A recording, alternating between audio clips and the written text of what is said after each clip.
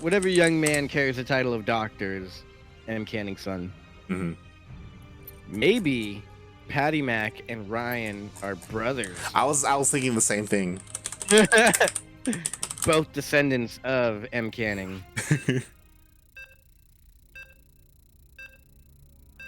There's only one way to tell. That's if he does a recall with the War Prism. Did you see someone did that in GSL and they like Artosis freaked out? Yeah. What are you on about, man? Watch some American StarCraft and then you'll learn. Who was it? The Protoss. It was the newer player, I believe. I forgot who they were playing, honestly. Zaun? Was it Zaun, maybe? Zaun. It was Zaun, yeah. Mm-hmm. I'm pretty sure. I can look this up. After we introduce these players, I love how they're like light blue, dark blue. Mm-hmm. It looks great on this snow map. Very, very thought through. In the bottom, top left-hand corner of the map, it is Lightshade LE. Playing for Team X on game, representing the United States of America, it is Ruiyichi. And spawning in the bottom right-hand corner of Lightshade LE, we have the other American Protoss, the Blue Protoss, making his return to competitive play. It's been a while. He's been streaming. It is PiLiPiLi.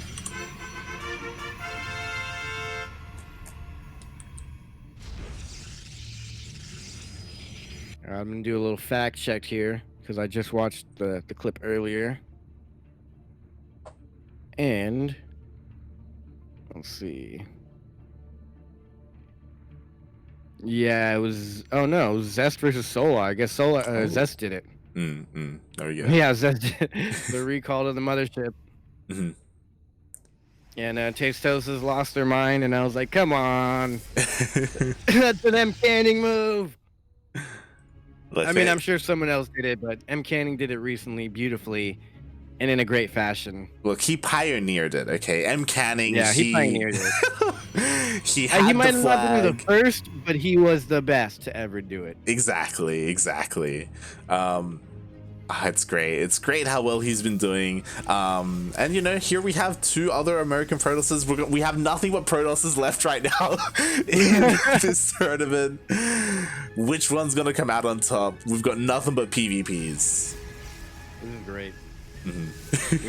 we had one Zerg left and he's out. My guy Star Killer. A star was killed. The last remaining Zerg in the United States of America.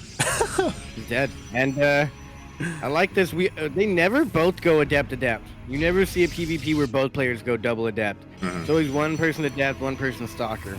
Yeah. Now with the adepts, you do have a little bit of extra gas than as if you went for stalker. So maybe that's to throw down some earlier tech slightly earlier. Yeah, we'll see. We'll see what PiLiPiLi does here. Of course, when you go for adepts, like your opponent has to be a little bit more passive, has to be a little bit more defensive. Make sure they're on top of denying the shade. Make sure the shades don't get into any mineral lines. So we'll see if Ruiyichi is on point today. Yeah, my money's on PiLiPiLi, but it's a PvP, so. Exactly. I don't think I'd put my money on a PvP. Don't think it'd be a good idea to bet. Oh, nice little block there. So funny where the meta is. You have to have a probe at the top of your gate. Yeah. At the top of your ramp, just to make sure that they can throw down a fake pylon there. Oh my God! I thought he was blocking it. You got the probe. You finish his shade. Not a bad idea. You can always shade out. Yeah. If he runs away and shades out at the same time, is he gonna get it? Is he gonna get it? No. It's healing too fast. Yeah. Or building, growing, whatever they do.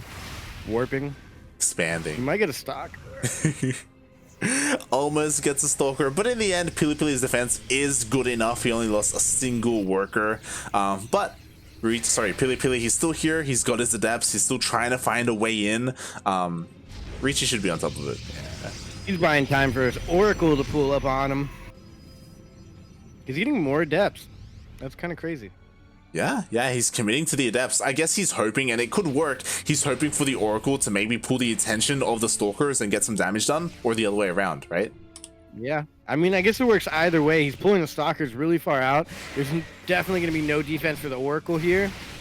The Oracle can join in the fight and take out the Stalkers. The Oracle can also, if he goes for the Workers and the Workers like try and retreat to the natural and the Adepts are there. But yeah, there's nothing here. There's shield battery. Smart. So he opts to go for the stasis ward again. Oh my god.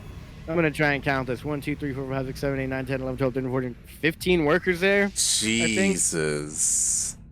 That's a rough. money shot right there. That's almost the entire mineral line just covered in stasis and yeah, that's the money shot right there. Oof. That's the shot Protoss' dream of making. Exactly. Oh my god. And this is the money aftermath. Oh god. Where they forget. Yeah. Right now, PiLiPiLi, he's like every oh my god, yeah. There you go. So I was gonna say every second that goes by, it makes this worse. And the worst part was he was super oversaturated on that. So he stasis warded more than one whole entire mineral line. Oof, exactly. Now 2 oracles come in. Oh, he loses 1 though, only for 4 probes, and not the best trade, but again, that stasis more than made up for it. I mean, 1 oracle for 4 probes isn't too bad, I don't think. That's about the extent of what they get against the Zerg. They'll get like 3 drones, and then queens and stuff should take him out. But that's a nice little revelation, so he knows that he doesn't see anything else being warped in as far as attacking units. But and with the Oracle, he does get vision of everything. He's going back in for a scout.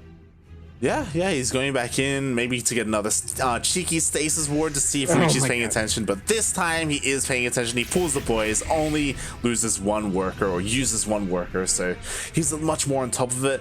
And both players, they're transitioning into Blink Stalkers, which is like, you know, your standard PvP. Yeah, I don't know if there's such thing as a standard PvP, but it is the standardest of the units that could possibly be standardized. They're both going for the robo. Yeah, there's not too much cheekiness coming out here. Yeah, that was a good play by PiLiPiLi, but he kind of let Ruiyichi's stalker count get pretty high. I'm a little bit concerned because Ruiyichi, he's expanding. Meanwhile, PiLiPiLi is throwing down a bunch of gateways, so he's looking to be aggressive. He's looking to stay on 2 bases a little bit longer and push out across the map. Ruiyichi, if he doesn't take note of this, like, he could be caught with nothing. Like, I don't quite see a single shield battery down anywhere. Exactly. There's no shield batteries. There's like, what, 2 gateways? There's only 2 gateways to produce. Oh my god, I never noticed he's been making all this off of 2 gateways. Yeah, exactly. Like, if PiLiPiLi goes now, like, he could kill his opponent. And there's no forge, so PiLiPiLi's gonna get some DTs now for some reason. Yeah, I assume he's gonna send like 1 into each mineral line and attack at the same time and hope for the best. Either that or throw some Archons in his army, which also wouldn't be a bad idea because there's not very many Immortals on the side of Ruiyichi. There's maybe 1 out now. Oh boy, so we'll see how this goes. Again, Ruiyichi does have the higher army supply, but he has the lower production, so as the fight goes on, he's not going to be able to reinforce, and his army is missing the Stalkers. Yeah, we're after another warp, and PiLiPiLi has a way bigger army. Oh, and he's gonna blink in, block the.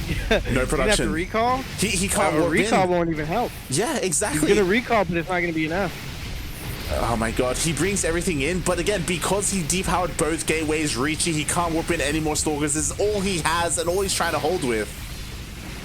Yeah, he also blinks forward to get the Immortal. He 1-shots it or 2-shots it maybe, but either way, that thing went down like a sack of potatoes, and he's going to kill all these workers. He doesn't even need these Stalkers because he knows there's no warp-ins from Ruiyichi. GG, it's called. PiLiPiLi. He's taking it. He's taking it, man. I think this is the finals we deserve. It's not quite there yet, but I'm assuming it's going to be Ryan and PiLiPiLi. Yeah. Ruiyichi, he did a really good job in the early game, like holding on and not taking too much damage, but he was just so greedy. 2 gateways, man. That's all he had. Yeah. That's crazy. 2 gateways that late in the game. Oof. That's an interesting way to play it out. This map sounds like an anti-romance spray. Like a pesticide for romance. Yeah, keep the romance away. Yeah, romanticide. Romance be gone. Get you romanticide. or it sounds like someone trying to figure out how to say romanticize. Like romanticize. I don't know. That word just doesn't sound good coming out of my mouth. It sounds like a type of lettuce. Romanticize. Romaine lettuce. Romanticide lettuce. Yeah. It feels like it's either like it's a good name to brand a spray because it's like a genocide but for romance, you know? It's like yeah, exactly. Yeah. It's like a romantic praying mantis. I don't know. What? I just don't like it. I don't like it. I don't like it at all. It's not fun to look at. We need to start a petition to change the name. We're gonna be, and I hope this doesn't make it to the next pool either of maps. But nonetheless, it is an actual. I like the map itself so far. I'm interested to see how it'll be good for all the Terrans out there. But as of now, we got a PvP spawning in the top left-hand corner from United States of America, playing for Team Exxon Gaming. It is Ruiyichi.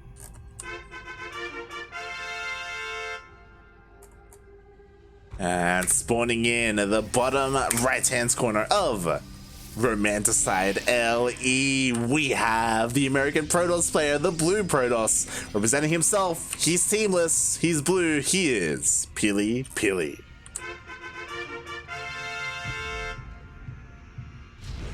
PiLiPiLi. I wonder how long PiLiPiLi's been playing for. I don't quite know, but it's definitely older than the other guy meeting him up in the finals, Ryan. Yeah, I think PiLiPiLi is like early 20s. I don't know how early. He's 24. Yeah. I just wonder how long he's been playing StarCraft compared to his age. He was playing. Oh, okay, that answers that. He was playing Brood War since he was 5. I was about to say, I recall PiLiPiLi being around in the StarCraft 2 scene for a long time. I don't know if he like played Brood War competitively. But nah, probably not. I don't think he was old enough to. yeah. So PiLiPiLi, he's been around for quite some time. It's really cool that like nowadays he has secured himself as like one of the best in the region. Like he's like 6K. He's like solid Protoss player. Yeah, he's also half USAian, half Kazakhstanian. I don't actually know if he's half, but his Wikipedia page says he's from Kazakhstan, so that's cool. Yeah. For the longest time, he was just straight up Kazakhstan, and I believe in the last like year, he got like full U.S. citizenship. He like switched over. Nice. But living the American dream of playing video games. I think that's why if you recall, we were so shocked when he announced like that he was gonna stop like being a pro gamer because he was like. There was no reason to, you know, like he was peaking, like he was good. Yeah. So. Maybe that's why. Maybe you quit while you're ahead, you know?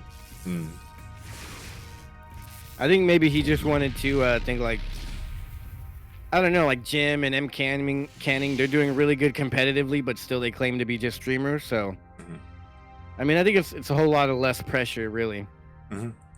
Like I'm not a player, I'm just a streamer, but really they still play and with the same passion and still want to win and still play to win. So it's all just titles. We don't care about titles. We just want them to sign up for the tournaments and play. Yeah, I think more than anything, saying that like, hey, I'm gonna like be a full-time streamer really just says, hey, this is gonna be my job and this is how I'm gonna try and like earn my income. Like I'm gonna be streaming consistently. Yeah, this pretty much means like, give me money when I stream, please. I mean, that's what being a streamer is at the end of the day. Like, I'm a streamer, aka you're trying to make money for playing video games online. Yeah. Which could work or could not. Who knows? We'll see. I mean, his stream has been pretty successful. He's still growing. He's still not quite on the level of like M. Canning or Jim, but he can get there. Yeah.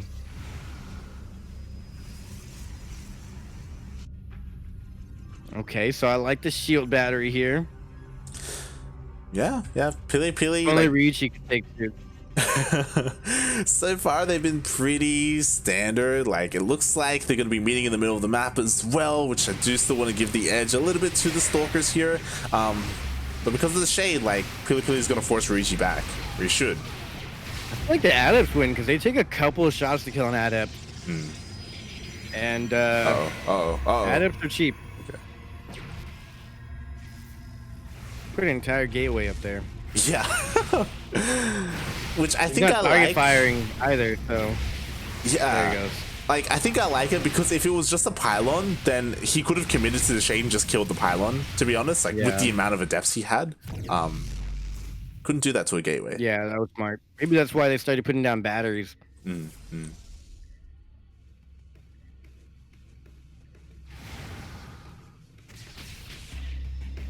Yeah, we're just kind of chilling at the moment, and you know what? I like that Ruiyichi's being the one to take the initiative here and actually do something a little bit different. Yeah, very interesting here. We'll see how it plays out. Reach, you got to go for something, man.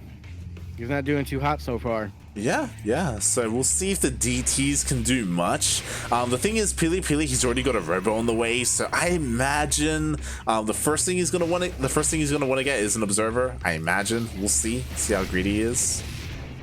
Yeah, I can't ever see these mineral walls coming into play. Like as an offensive thing. Like I forgot what map it was, but at one point there was a map where if you wall off in the front, the third base can still be accessed by the mineral patch being mined out. But since this one has 2 ramps, that's not really that big of a deal. Yeah. You can still wall off your main or your natural and secure a third. And you already know there's 2 openings. You can't really wall off your third. So I don't know. It's a weird situation here. And then there's that little mini mineral patch that you can mine in front of the big mineral patch. I don't quite know what that's all about. yeah. What happens if you destroy the rocks next? There's rocks and mineral patches. It's half rocks, half minerals. I never noticed that. Yeah, it's weird. That's what I'll say. It's weird. So we'll see how things change and adapt in the new season, in the new map pool. I'm excited for the most part. There are a couple of maps that do seem a little bit boring, that don't have too much going for them, but Romanticide, it's one of the ones that's a little bit weird. It's a little bit quirky. It's not too crazy. Yeah. It's just quirky with all these Terran spots. Yeah. Like, I guess both of those walls are just really good for Terran to put a tank behind. Yeah, they are. It's disgusting. I hate it. Yeah. If it was rocks, I'd be fine with it, because then it'd be like Nightshade. Like, if you remember, Nightshade is the one where you have to like kill the rocks outside the third or the fourth. Or like Golden Wall at the third base. Yeah. You always got to, or Pillars of Gold. I'm sorry, not Golden Wall. Pillars of Gold, where you gotta. Is that still in the map pool? It is, right? Yes. Yeah, we saw that game 1. It's becoming Battle of the Stalkers.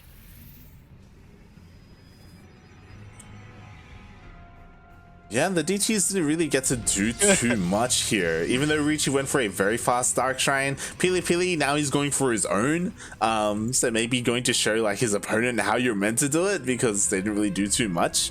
But yeah, pretty passive so far. Yeah, I don't know why that mineral patch Okay. bothers me. Oh, he didn't micro good enough there. He was not paying attention, and he's now donating some stalkers to the graves of PiLiPiLi. Blinks out. I like how they have like the wooden bridges in the middle. It's visually pleasing. And it is. Visually, it looks so out of place though, right? Yeah. It's like why is there just a big ditch in the middle of the map that you need a bridge for? Yeah, it's like, you know what? We've got this like high-tech societies. We've got a PvP of all things. Who the hell made a wooden bridge? Yeah, who built it? Like, what? No one has opposable thumbs. Yeah. What's going on here? Who made that? It looks so out of place. Yeah. But like, if you just saw a picture of the bridge and like the ominous glow underneath and the plants, it looks beautiful. Yeah, it does. But it makes no sense. It doesn't. it's like medieval. It's like if you saw like a stone castle. It's like, what? Like, it doesn't. Yeah, it's like a drawbridge. Yeah, like it doesn't fit. It's like we're in space. Making wooden bridges? What are you on about? Where do you even get wood from in space? There's no trees. There's no trees. there's actually no trees. What is all this? Yeah. Like, we don't know. We're in space. Yeah. I didn't even notice, but the DTs actually ravaged Ruiyichi's whole entire mineral line, and that's pretty much all she wrote here. Yeah, exactly. That's what it comes down to. The main armies distract each other. Meanwhile, 2 DTs killed 19 probes. My God. I wish I knew the meaning behind the name. This map is the one that throws me off the most. I haven't seen every map in detail, but this one is the one that just raises too many questions. I'm about to read the little caption from it. It's a macro map with a slightly shorter rush distance than normal. The maze of rocks and lines of sight blockers in the middle path offer a lot of positional opportunities, aka it's Terran favored.